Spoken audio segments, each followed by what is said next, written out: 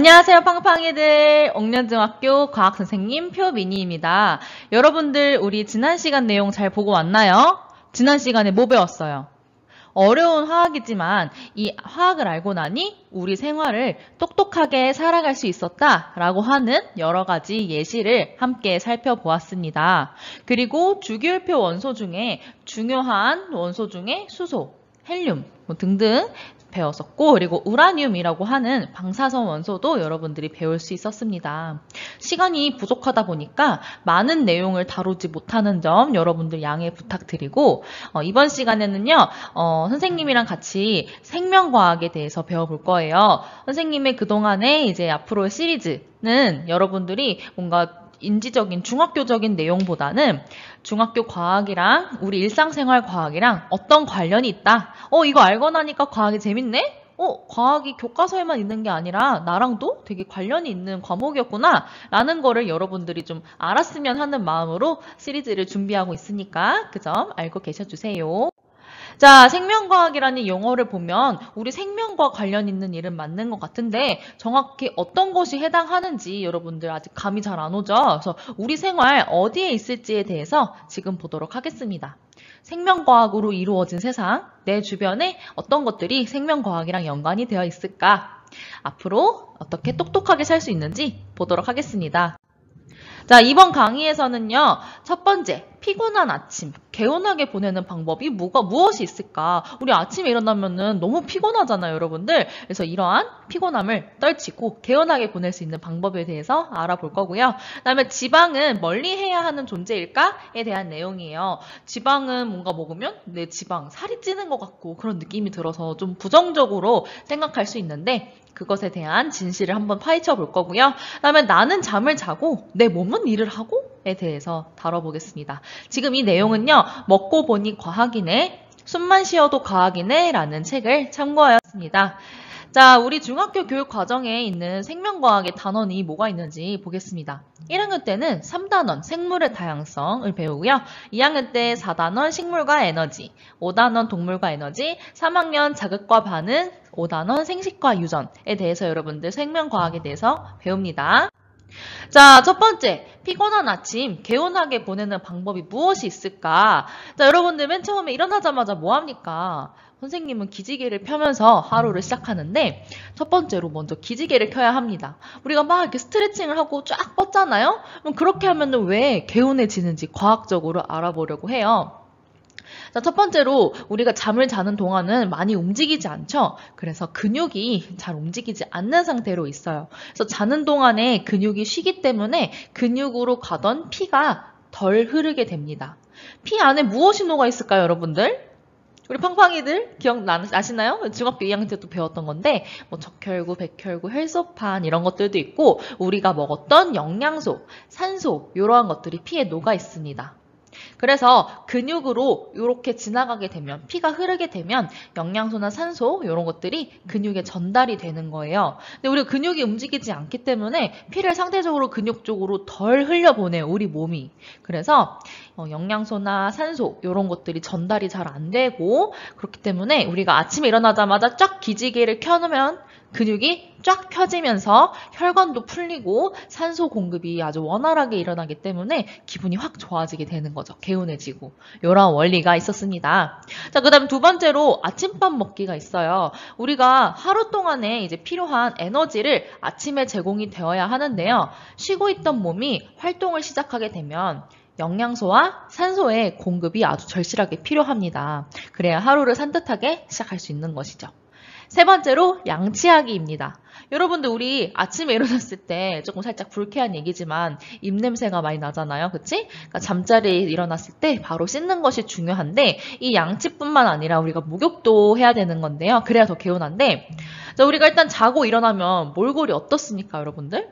분명히 나는 어제 깨끗하게 씻고 로션도 바르고 아주 촉촉하고 탱탱하게 잠을 잤는데 아침에 일어나면 여러분들 막 머리 이렇게 돼 있고 막 눈곱 있고 얼굴 푸석푸석하고 막 몰골이 장난이 아니죠? 무슨 일이 있었던 거예요, 밤에. 그치? 누가 날 때리고 온 것도 아니고.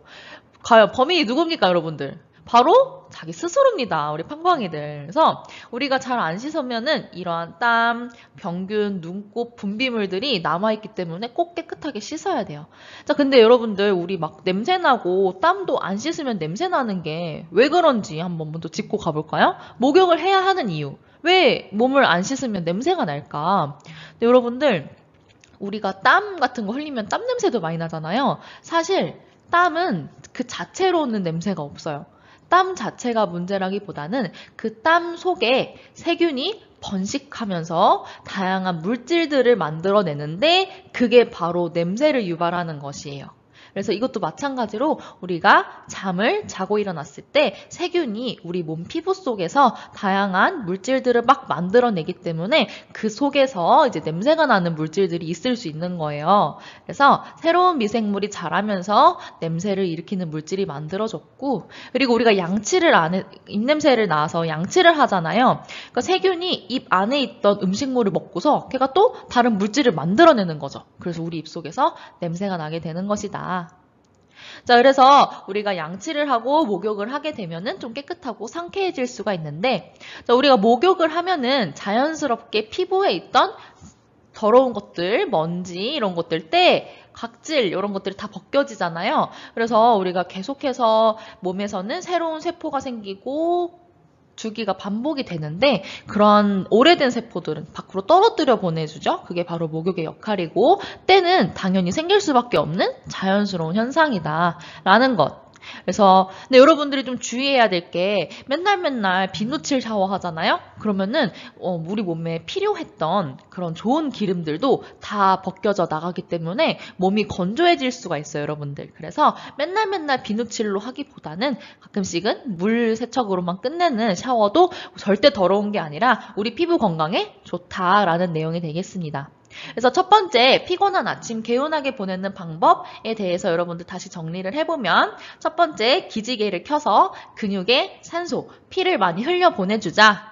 두 번째, 아침밥을 먹고. 세 번째, 양치를 함으로써 세균이 입 안에서 남아있던 음식물로 만들어낸 그런 냄새나는 물질들을 없애주자. 또 그게 충치에도 예방이 되는 것이고, 네 번째로 목욕을 하자. 목욕하는 이유가 뭐예요?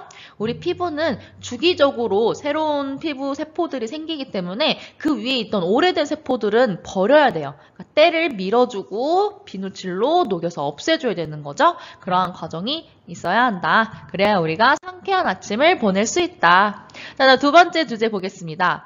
지방은 멀리 해야 하는 존재인가?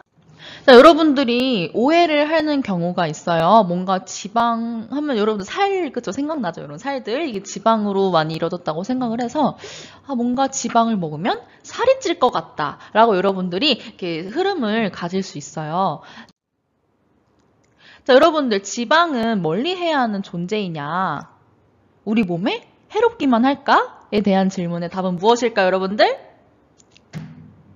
X입니다. X. 지방은 우리 몸에 절대 해롭기만 한 존재가 아니에요. 우리가 생각했을 때 뭔가 살찌는 이유가 지방을 먹어서일 것 같다라고 생각하잖아요. 그런데 사실은 우리 몸을 이루고 있는 중요한 요소이기도 하다라는 내용인데요. 자, 일단 이 지방에 대한 내용은 중학교 2학년 5단원의 동물과 에너지 단원에 나오게 됩니다. 그래서 거기에서도 보면은 지방은 지방산과 글리세롤이라고 하는 구조로 이루어져 있어요. 그래서 그때 중학교 2학년 때 좀 더 자세히 보면 될 것 같고, 우리는 그런 교과서적인 지식을 넘어서 실생활과 연관을 해볼 거예요.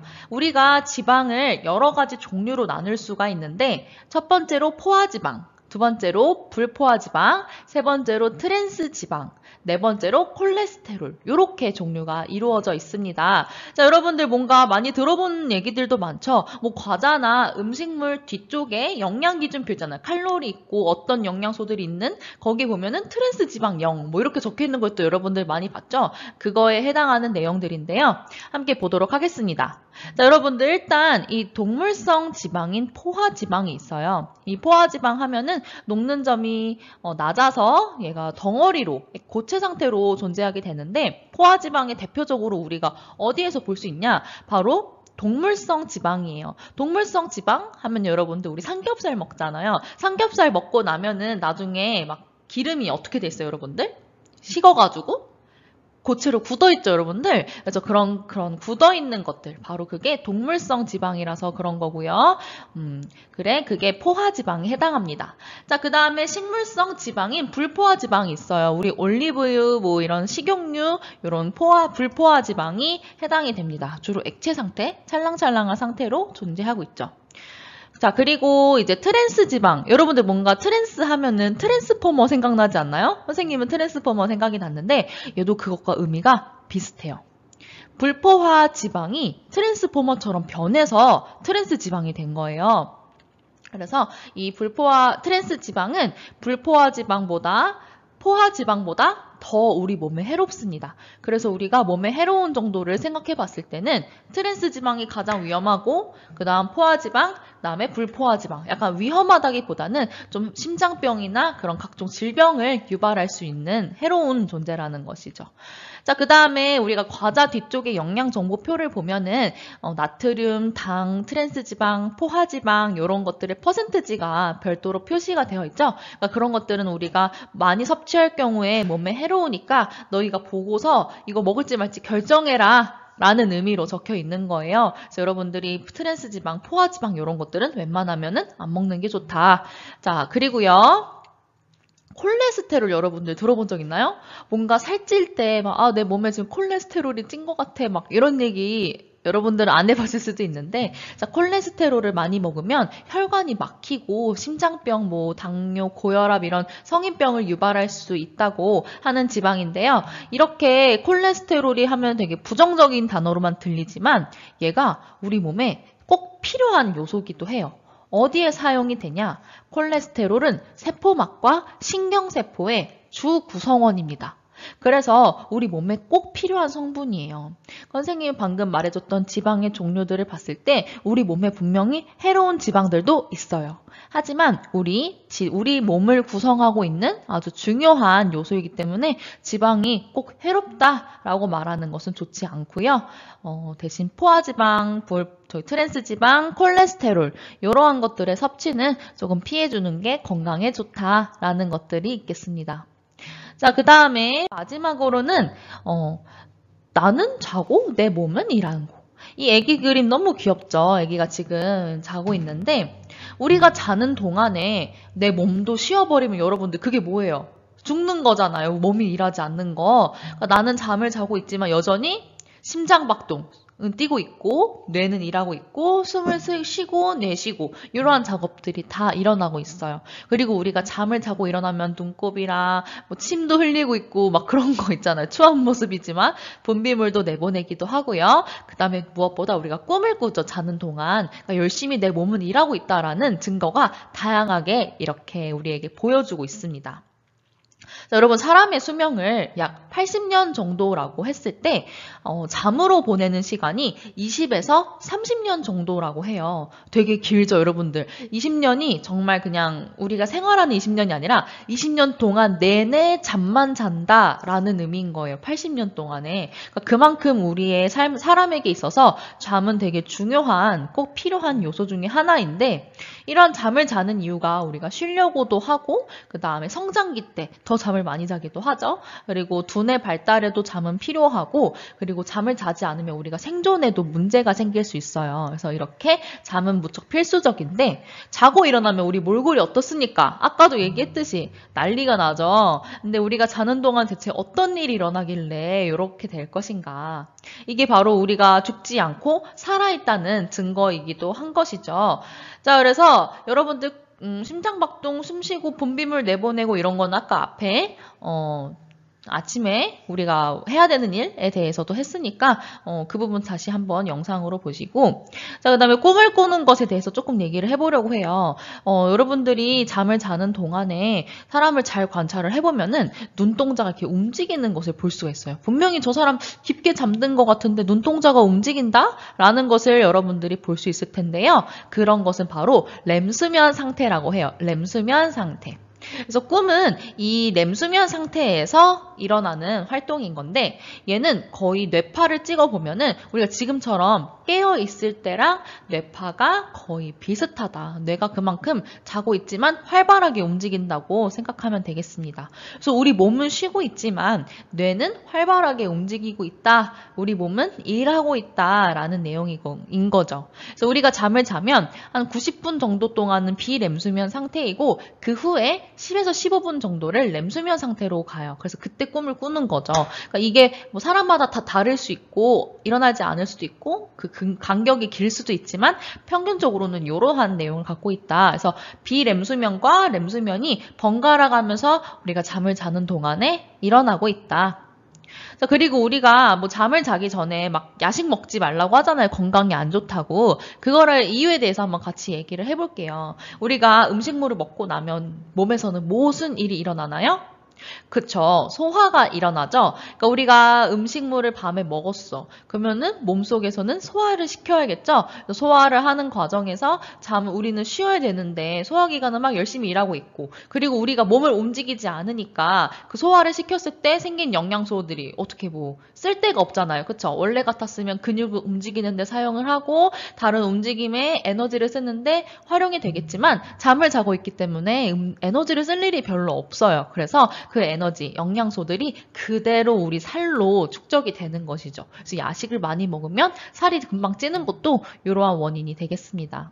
그래서 나는 자고 있지만 심장박동 두근두근 하면서 순환을 하고 있고 우리 몸에 온몸에 피를 계속 혈액순환을 하고 있고요. 숨을 쉬고 있고 그다음에 분비물도 내보내고 있고 꿈을 꾸는 등 뇌가 열심히 활동을 하고 있다. 우리가 이 부분에 대해서는 그동안 생각해보지 않았었잖아요. 아침에 일어났을 때 피곤한데 어떻게 하면은 개운하게 할 수 있을지. 우리가 왜 땀을 흘리거나 자고 일어나면 냄새가 나는지 그리고 또 나는 자고 있지만 내 몸은 무슨 일을 하고 있고 꿈은 왜 꾸게 되는 건지 꿈에 대한 연구는 아직 더 많이 진행 중이어서 선생님이 좀 더 정리하고 나서 나중에 알려주도록 하는 시간도 있었으면 좋겠네요. 자, 그럼 꿈 얘기도 있고요. 그다음에 지방을 뭔가 많이 먹으면 살찔 것 같지만 뭔가 느낌이었는데 안 좋을 것 같기도 하고 또 지방은 어떤 종류가 있는지 여러분들이 몰랐을 텐데 이번 시간에 그 부분에 대해서 같이 정리했다고 생각하면 되겠습니다. 자, 오늘의 과제는요. 나의 삶과 함께 하고 있는 생명과학을 찾고 여러분들이 그 원인에 대해서, 원리에 대해서 간단히 댓글을 달아주시면 되겠습니다. 그래서 여러분들 궁금한 점 있으면 언제든지 댓글 남겨주시고요. 우리 과학 내용이 나랑 먼 존재가 아니라 우리 생활과 밀접한 관계가 있다. 나의 몸 자체도 다 과학적인 원리로 구성이 되어 있고 움직이고 있다라는 거 알고 있었으면 좋겠습니다. 자, 여러분들 오늘 수업은 여기까지 하고요. 다음 시간에 지구과학 내용으로 만나면 좋겠습니다.